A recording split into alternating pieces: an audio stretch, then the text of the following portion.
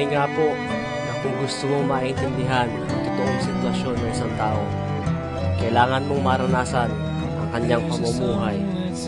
Halip po kayo at samahan ninyo kaming mamulasi. Mahirap po sa simula dahil ang unang dapat mong malagpasan ay ang amoy ng basura. Para talagang mamulasi o mga lakal. Kasi sa tagal nyo na kayo ko,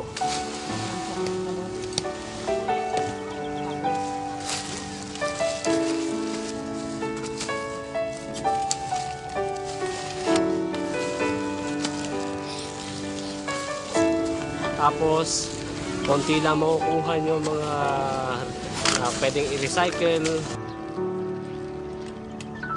pwedeng mabenta. So talagang mahirap, talagang tiyaga talaga. Pero minsan nga ho, mga kwento rito na nakakapulo sila ng alahas, mga pera. Yun po yung mga pagpapakita rin po ng Panginoon na may biyaya rin kahit sa basura.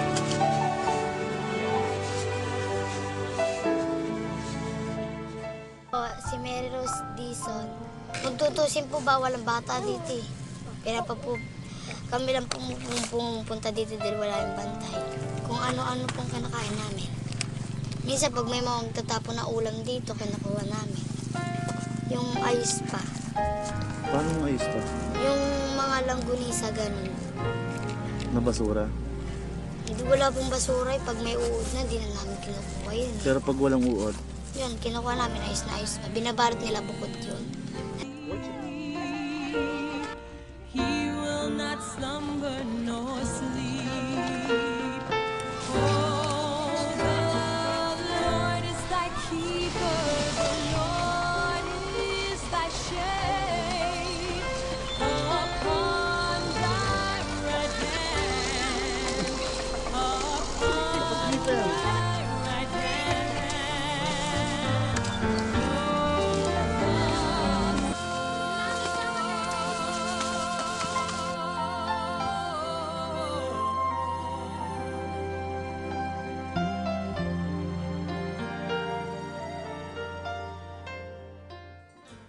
Gusto ko po makatapos ng pag-aaral. Pero hindi ka ba nahihirapan magbasura? Hindi naman po, mas masarap pa nga po dahil nakakapiling ko mga magulang ko. Araw-araw? Opo, ayoko po kasi mahiwalay sa kanila eh. Pero gusto mo ba basura lang yung ginagawa niyo lagi? Hindi, Hindi masakit? sakit po eh. Bakit?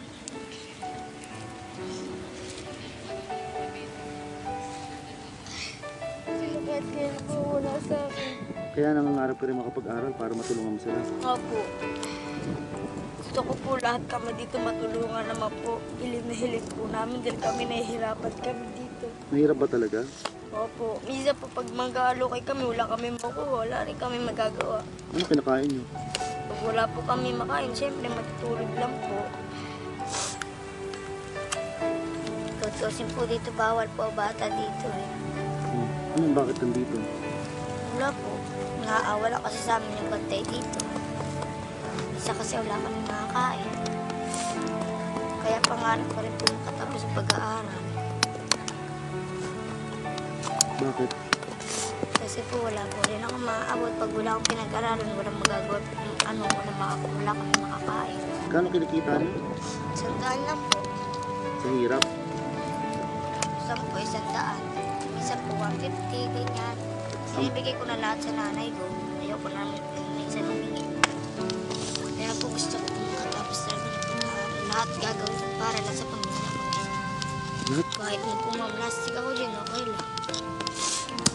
Kahit na masasakit ang ulo namin dahil sa init, titiisin lang namin para lang may makain. Minsan nagugutom kami, minsan walang kakain talaga.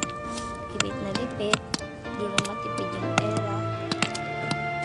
Kaya lahat ng mayayaman sana matulungan kami. Ang dami po kasi sa amin ng lalait.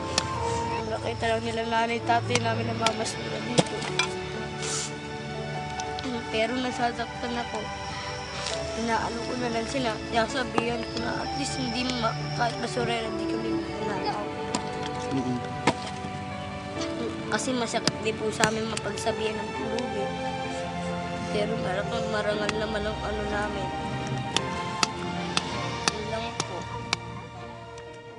You said there was no hope, but look at us now. We have Jesus, the answer we have found. Eternal happiness and love, gentle and sweet. When the world had forsaken us, Jesus hung for us on Calvary. And when the world has forsaken you, Jesus hung for you